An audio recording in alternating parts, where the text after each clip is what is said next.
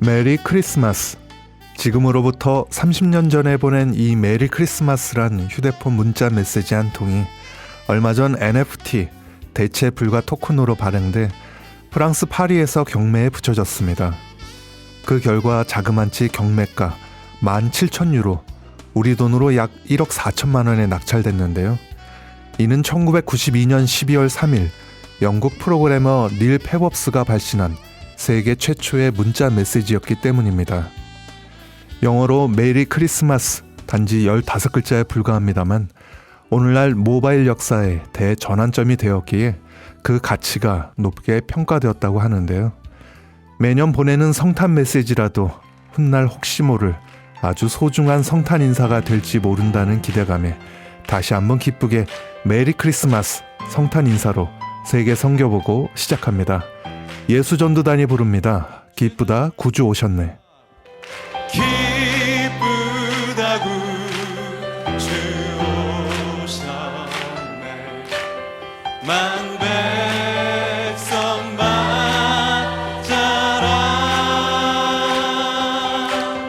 온 교회여 다 일어나. 다 찬양하여라.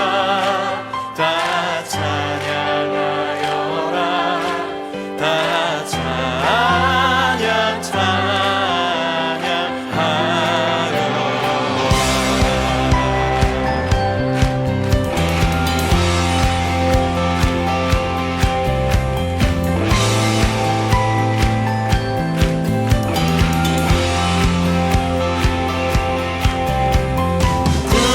구세주 탄생했으니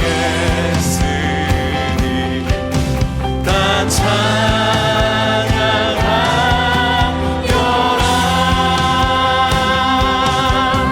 이 세상에 만물들아 다 완합하여라. 다 완합하여라. 다 완합하여라. 목소리 높여서 은혜와 진리 되신 주 다 주관하시니 만국 백성 두 주 앞에 다 경배하여라. 다 경배하여라. 다 경배하여.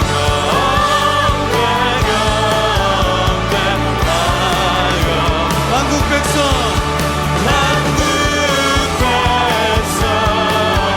두 주 앞에 다 경배하여라. 다 경배하여라.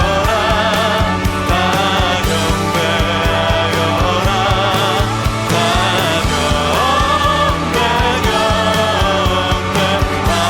경배하여. 만국 백성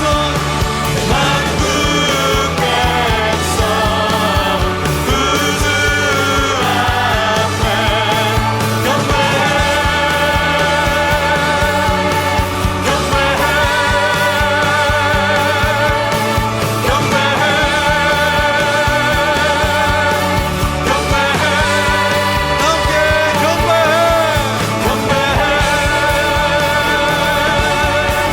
앞에 하늘엔 영광, 땅엔 평화.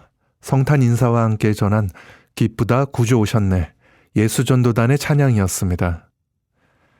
주 예수님의 탄생을 기뻐하며 오늘도 세계 성교보고에선 전 세계 선교사님들이 보내주신 선교지 소식과 기도 제목들을 함께 나누겠습니다.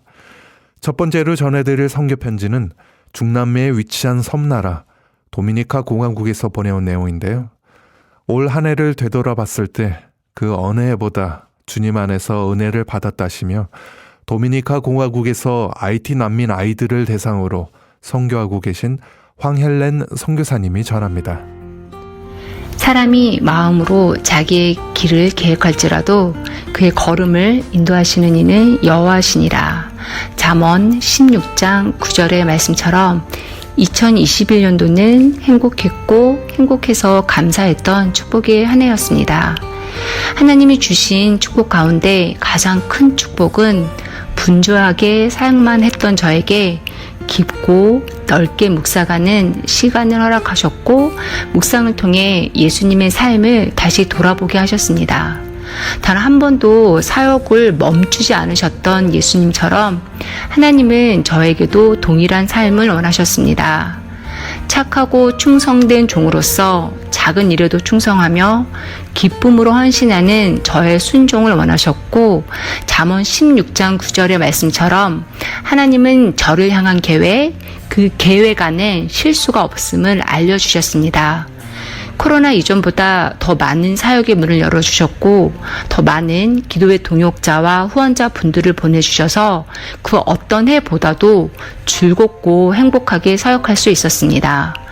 저를 비롯해 사랑하는 저희 IT 아이들 그리고 함께 사역하는 스태프들에게도 동일한 기쁨을 선물로 주셨습니다.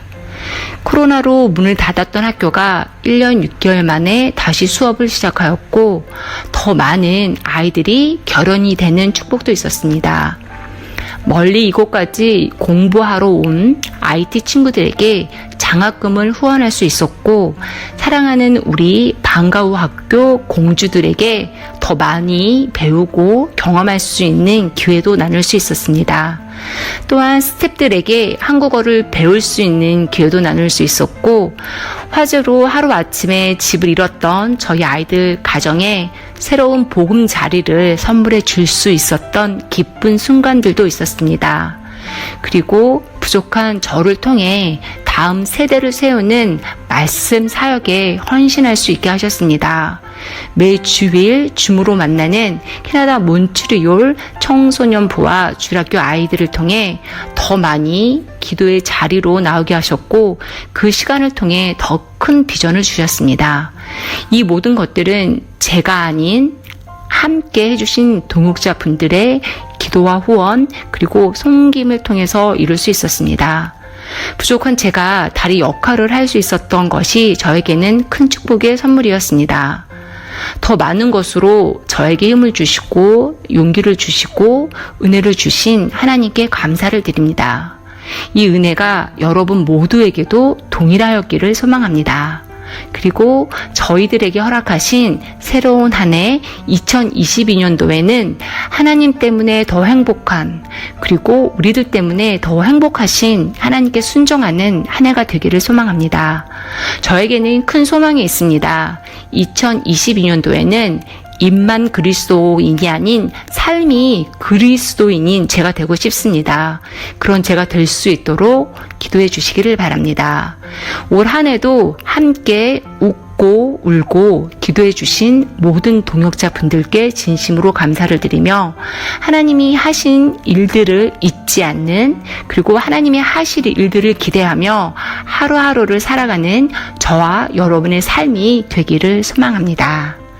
도미니카 공화국 황헬렌 선교사였습니다. 감사합니다.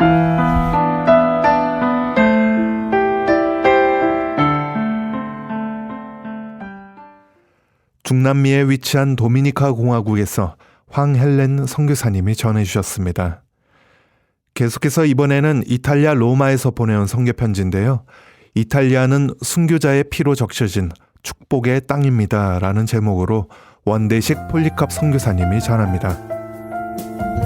이탈리아는 선교 대상국이 아니라는 일반적인 생각과 개신교 선교사들의 무덤이라는 잘못된 인식이 있었습니다. 지난 29년간 이탈리아 로마에서 선교사로 살면서 성령님의 도우심으로 오래된 잘못된 고정관념을 깰 수 있었습니다.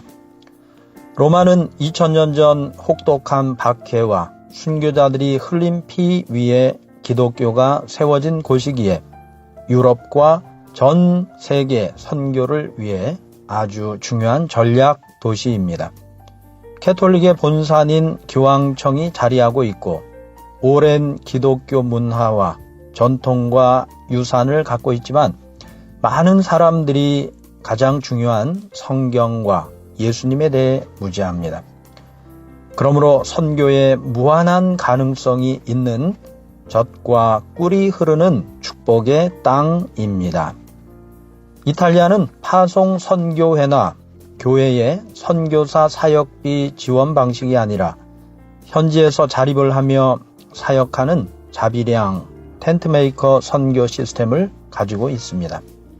전체 인구 대비 1% 미만 수준의 개신교 비율을 볼 때 자비량 시스템이 현재까지는 가장 적합한 선교 방식입니다. 저는 92년 10월 선교 초기부터 현재까지 29년간 일과 사역을 병행하여 왔으며 2007년 9월 로마 포스퀘어 현지 교회를 개척한 이후에도 파타임으로 자립하며 사역에 필요한 재정을 마련하고 있습니다. 기본 최소 재정 마련과 최대 사역 시간 확보는 제 선교 삶의 중요한 관건이었습니다. 영혼 구원과 하나님 나라 확장을 시기하는 사탄의 공격이 심하고 영적 전쟁이 치열한 곳이기에 여러분들의 중보 기도가 절실히 필요한 곳입니다.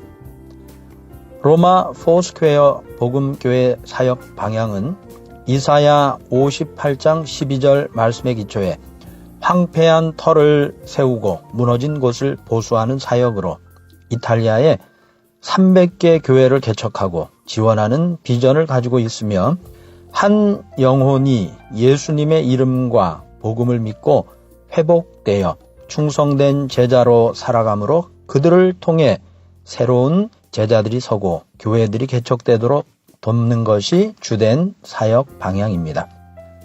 관광 관련 업종에서 자립하는 저를 포함한 동역 선교사들에게 2년 가까이 진행되는 코로나 팬데믹 상황은 선교의 존립을 위협하는 위기 상황이었습니다.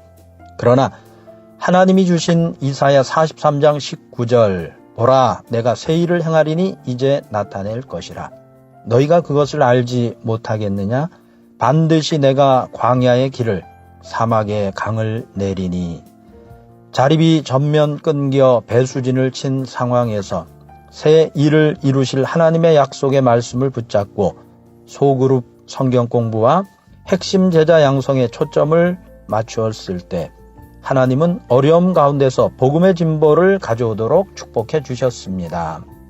2020년 3월부터 본격적으로 시작된 코로나 팬데믹 상황에서 공예배와 모임과 이동의 자유가 억압되고 손발이 묶인 상황에서 소그룹 성경 공부와 개인 맞춤형 케어를 통해 7월 20일 현지인 3명, 풀비오, 빈첸조, 마릴레나 형제자매님과 선교사 자녀 1명이 세례를 받고 빈첸조 형제님과 선교사 자녀 2세들이 차세대 현지인들을 위한 리더들로 준비되고 있습니다.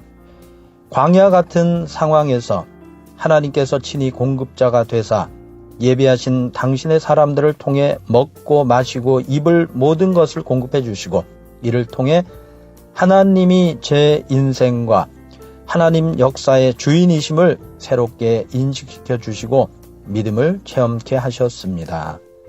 제 개인적으로는 선교지에서 29년 동안 안식년을 가져본 적이 없었는데 코로나로 인해 불가항력적으로 주어진 2년여간의 강제 안식년을 보내며 50대 중반 이후 선교사 삶 후반전에 대한 새로운 비전을 주시고 준비해 주심에 감사드립니다. 저희와 이탈리아 선교를 위하여 기도해 주시는 모든 분들께 우리 구주 예수님의 성탄하심의 은혜가 심령마다 가득하시기를 간절히 기도하고 축복드립니다. 또 주님의 소망과 비전으로 가슴 설레는 2022년 새해가 되시기를 주 예수님의 이름으로 기도드리고 축복드립니다. 감사합니다.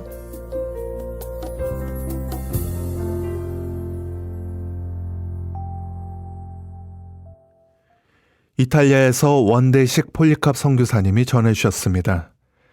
이번에 전해드릴 선교편지는 서태평양의 마이크로네시아 괌에서 보내온 소식인데요. 과거 2차 세계대전 당시 일본에 의해 침략을 당했던 이곳 괌은 최근 중국이 괌 킬러라는 미사일을 개발해서 해양 영토를 확장하려는 의도로 주목받는 곳이기도 합니다. 관련 내용을 현지 괌에서 변성유 선교사님이 전합니다. 괌의 원주민인 참으로들은 대략 3,500년 동안 동양과 서양 세계와 동떨어진 채 자연과 하나 되어 평화롭게 지냈습니다.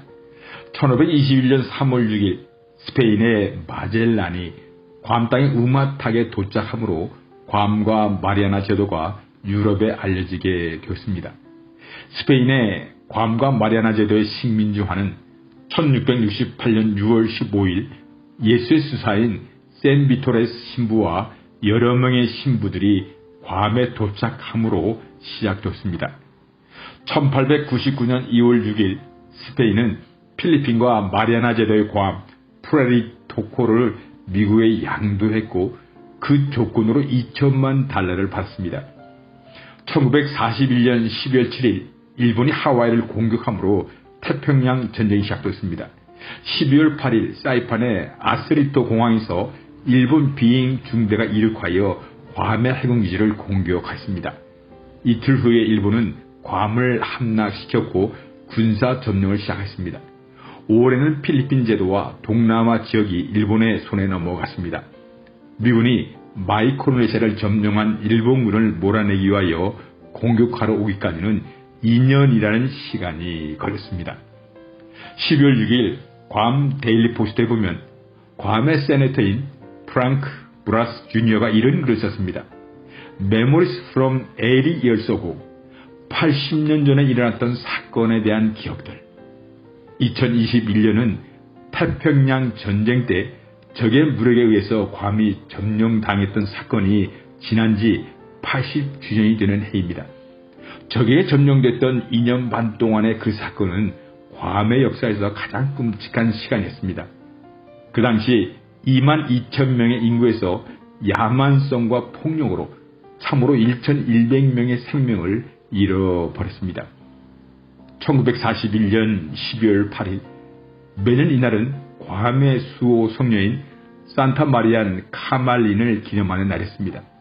산타 마리안 카말린은 참으로들의 참고 견디며 쾌활함을 유지하는 상징이었습니다. 참으로들은 가족들과 함께 아침 식사를 마치고 괌의 수호 성녀인 산타 마리안 카말린에게 기도를 드리기 위하여 성당에 갔습니다. 그때 하늘로부터 굉음 소리가 울려 퍼졌습니다. 일본 비행기가 마을과 성당에 폭탄을 투하며 하늘을 날아다녔습니다. 성당에 모여있던 동네 사람들은 두려움 속에서 서로 다른 방향으로 흩어졌습니다. 각자 집으로 돌아가서 옷과 음식을 싸들고 온 식구가 산으로 도망을 갔습니다.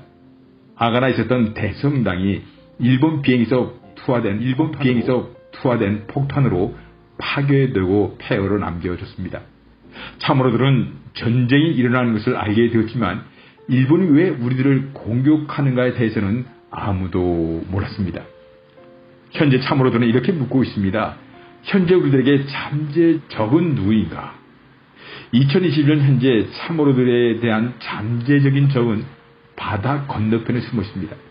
그러나 잠재적인 적들은 그림자 속 어둠 속에서 숨어만 있는 것은 아닙니다. 군사적인 힘을 키우고 있는 중국은 괌 킬러라고 불리는 미사일을 개발했습니다. 이것은 괌에 대한 중국의 위협을 보여주는 것입니다.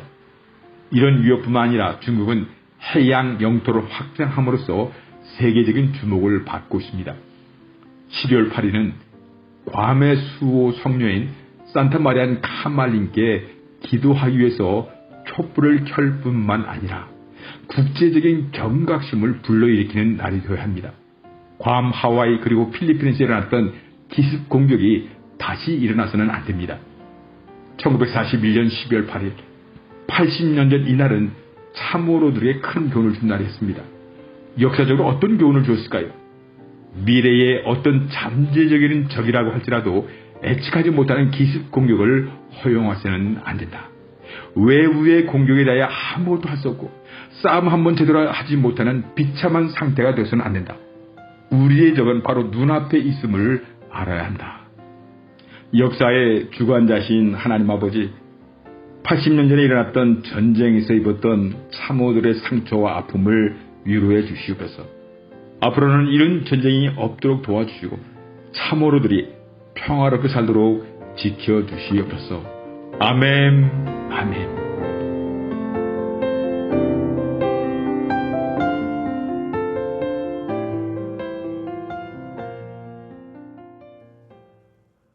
서태평양의 마이크로네시아 괌에서 변성유 선교사님이 전해주셨습니다.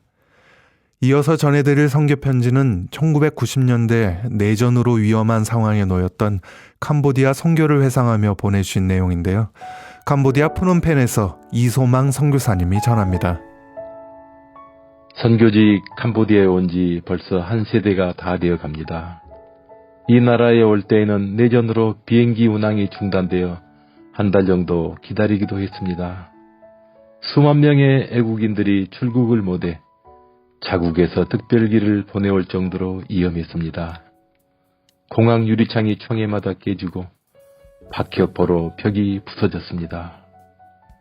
입국할 때 총을 든 군인들에게 비자를 받았고 5m 정도 뒤에 있는 군인들에게 입국 심사를 받았습니다. 택시도 시내버스도 전철도 없었습니다. 거의 모든 도로는 울퉁불퉁 비포장 도로였으며 가로등이 없어 캄캄했고 전체적인 분위기는 빈곤과 공포와 두려움이 엄습했습니다. 저희 동네 주위는 제1총리와 제2총리 군인들 간의 중동이 자주 있어 밤마다 총소리가 들렸습니다. 때로는 유탄 발사기가 날아오기도 했습니다. 같은 나라 군인인데 두 편으로 나누어 총과 무전기에 빨간 리본과 파란 리본을 달아 서로를 구분하였습니다. 그리고 거의 모든 시민들은 총을 소지하고 있었고 심지어 경호원을 대동하고 다니는 사람들도 많이 있었습니다. 그 당시에는 선교사들이 방에 앉아 기도하면서 무사하기만 하여도 된다고 할 정도로 심각했습니다. 거의 날마다 내전이 다시 터진다는 유언비어가 난무하여 오후 5시 후에는 반드시 집으로 돌아와야 했습니다. 점점 상황이 급박해지자 대부분의 애국인들과 선교사들이 잠시 태국과 베트남으로 피신하기 시작했습니다. 방콕으로 한 달 정도 피신을 가려고 했지만 비행기 표값과 게스트하우스에서 지낼 생활비가 없어 저의 마음도 답답해지고 급해졌습니다. 푸놈펜 시민들은 지방이나 고향으로 가고 애국인들은 거의 모두 인근 나라로 떠나 거의 모든 도로가 텅텅 비었기에 불안, 초조, 긴장의 마음으로 홀로 앉아 찬양을 했습니다. 아름답다 예수여, 나의 좋은 친구 예수 공로 아니면 영원 형벌받네. 예수여 예수여, 나의 죄 이하여 보배 피를 흘리니 죄인 받으소서. 죽던 살던 알아서 해주십시오라고 기도하며 모든 것을 다 포기하고 비민촌 골목으로 들어서자 그 가난한 주민들이 대환영을 하며 박수를 쳐주었습니다. 화장실도 없이 그렇게도 가난하게 살던 주민들이 예수 아들이라고 그렇게도 무시하고 사람 취급을 안 해주었는데 극한의 얘기를 통하여 비민촌 주민들이 마음문을 열 때 눈물이 흘러내렸습니다. 감사해서 울었고 마음문을 열어주어 울었습니다. 사실은 비행기 표값과 방콕에서 한 달 피신할 경비가 없어 떠나지 않았기에 부끄러워서 울었습니다. 세상의 모든 존재에는 이름이 있습니다. 이름 없이는 살 수 없기에 부르기 쉽고 의미 있고 아름다운 이름을 사람들은 선호합니다. 이름을 짓다라는 고호의 일타에서 이름이라는 말이 나왔다고 하며 사람의 이름은 성명이라고 합니다. 법인의 이름은 명칭이라고 하고 기업은 상호 또는 회사라고 부릅니다. 더 나아가 호랑이는 죽어서 가죽을 남기고 사람은 죽어서 이름을 남긴다고 할 정도로 이름은 사람이나 동물이나 기업에 있어서 아주 중요합니다. 하나님께서 아브람을 아브라함으로, 사레를 사라로, 야곱을 이스라엘로, 베노니를 베냐민으로, 사울을 바울로 바꾸어 인생의 전환점이 되게 하셨습니다. 저도 이 땅에서 전환점을 맞이했습니다. 보통 사람에서 선교사가 되었고, 선교사가 되어 하나님 없이는 단 하루도 살 수 없는 영적 불모지 광야에서 하나님의 나라의 평수를 넓히고 있습니다. 하나님께서 저의 자아를 부수시고 깨시고 산산조각 내셨습니다.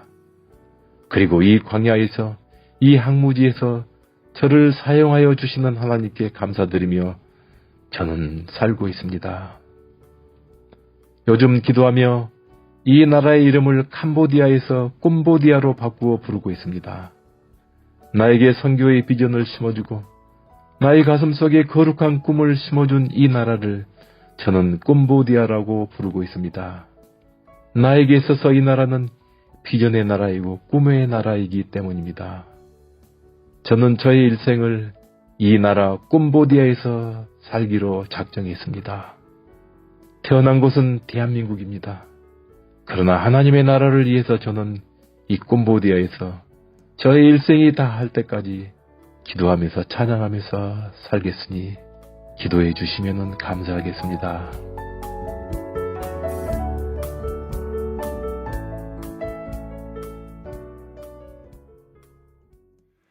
캄보디아 이소망 선교사님의 선교편지였습니다.